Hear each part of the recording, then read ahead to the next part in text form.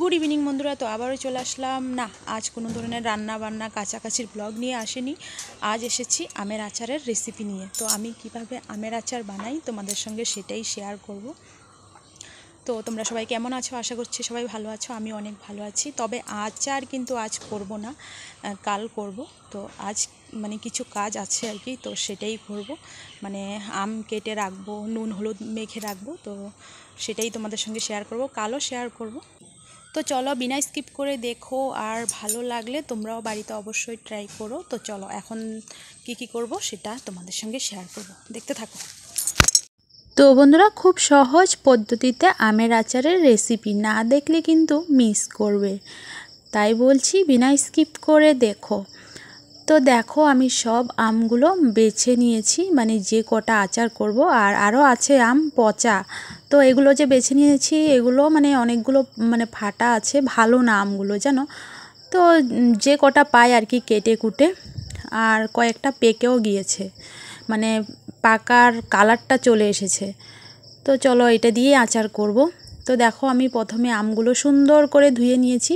এখন এক এক করে আমগুলো একটা সুতির কাপড় দিয়ে মুছে নিচ্ছি, যাতে একদম ভেজা না থাকে, একদম শুকনো শুকনো করে মুছে নিতে হবে। তো আমি সব আম সুন্দর করে শুকনো করে মুছে নিয়েছি।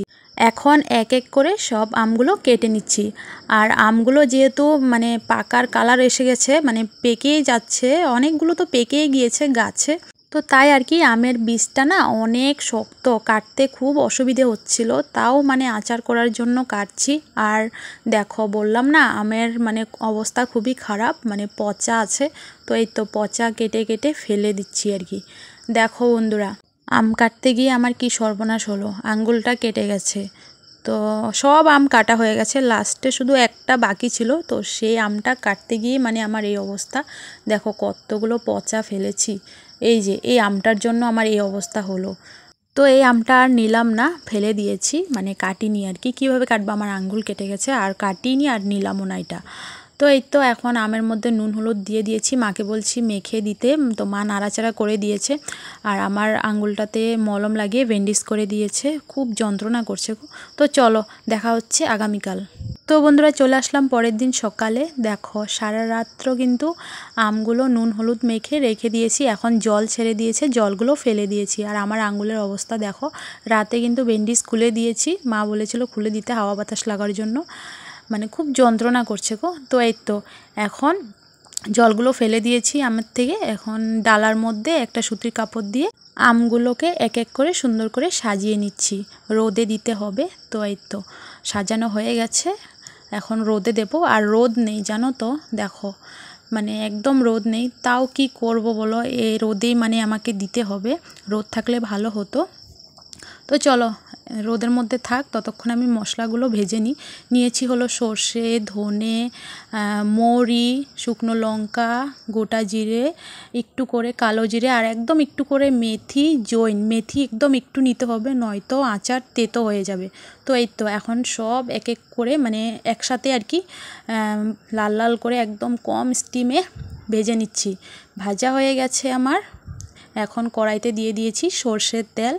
তো একদম আমি কম তেলেই আচার করব। সর্ষের তেল গরম হতে হতে এদিকে আমি মশলা গুঁড়ো করে নিয়েছি। তো বেশি গুঁড়ো করতে হবে না, মশলা আদা ফাটা হলেও হবে।